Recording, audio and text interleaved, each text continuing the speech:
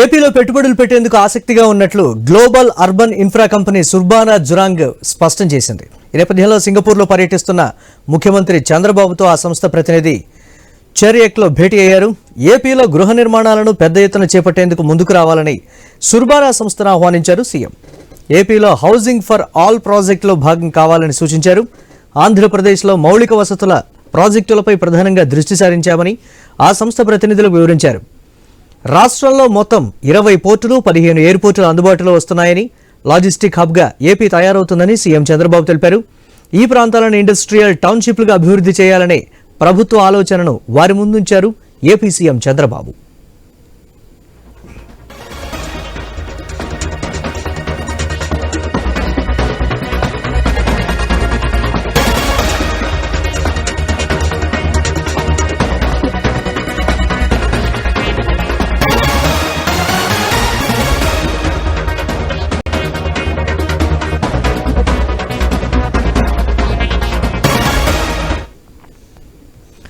మలేషియాకు చెందిన ప్రముఖ నిర్మాణ సంస్థ Eversendai corporation Berhad chairman managing director Tan Sri AK Nathan ముఖ్యమంత్రి చంద్రబాబుతో సమావేశమయ్యారు. ఆంధ్రప్రదేశ్లో అత్యాధునిక ఫ్యాబ్రికేషన్ ఫ్యాక్టరీతో పాటు ఇంటిగ్రేటెడ్ ట్రైనింగ్ సెంటర్ ఏర్పాటుపై ఇరువురి మధ్య చర్చ జరిగింది.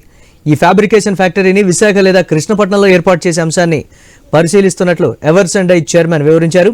దాదాపు 2 లక్షల చదరపు మీటర్ల విస్తీర్ణంలో ఈ ఫ్యాబ్రికేషన్ యూనిట్ను ఏర్పాటు చేయాలని భావిస్తున్నట్లు ఎవర్స్ అండ్ ఐ ప్రతిపాదించింది. ఈ కొత్త ఫ్యాక్టరీని వ్యూహాత్మకంగా ముఖ్యమైన ప్రాంతంలో ఏర్పాటు చేసి దేశమంతటా ఫ్యాబ్రికేషన్ ఉపకరణాలను రవాణా చేసేందుకు వీలుగా ఎవర్స్ అండ్ ఐ ఆలోచన చేస్తోంది. ప్రతిపాదిత పెట్టుబడి ద్వారా రాష్ట్రానికి పరిశ్రమల్లో వృద్ధి, ఉద్యోగ అవకాశాలు పెద్ద ఎత్తున వచ్చే అవకాశం ఉంది. అమరావతి రాజధాని నిర్మాణంలో మౌలిక సదుపాయాల ప్రాజెక్టుల్లోనూ భాగస్వామ్యం అవుతామని ఎవర్స్ అండ్ ఐ ఆసక్తిని తెలిపింది. రాష్ట్రంలోని IIT Tirupati, triple IT, Sri City వంటి సంస్థలతో కలిసి స్ట్రక్చరల్ ఇంజనీరింగ్ ట్రైనింగ్ సెంటర్ స్థాపనపైన ఎవర్స్ అండ్ ఐ చైర్మన్ ముఖ్యమంత్రితో చర్చించారు. గతంలో బుర్జ్ ఖలీఫా, పెట్రోనాస్ టవర్ సహా చెన్నైలోని DLF downtown Taramani project, గుజరాత్లోని స్టాచ్యూ ఆఫ్ యూనిటీ ఫ్యాబ్రికేషన్ పనుల్లోనూ పాల్గొన్నట్లు ఎవర్స్ అండ్ ఐ వివరించింది.